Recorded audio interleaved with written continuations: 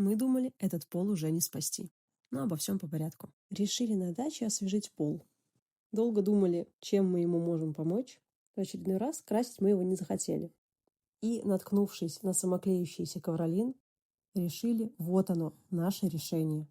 Привлек компактный размер 30 на 30 и в одной упаковке почти 2 квадрата.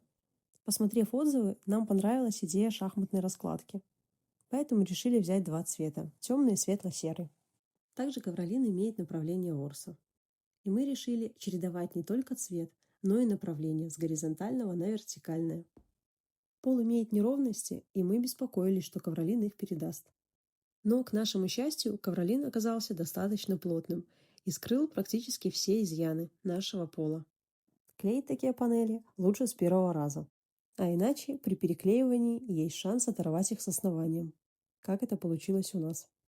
Также решили обновить плинтус. И буквально за час работы в 4 руки у нас получается такая красота. Мы очень довольны результатом. А вам как? Делитесь в комментариях.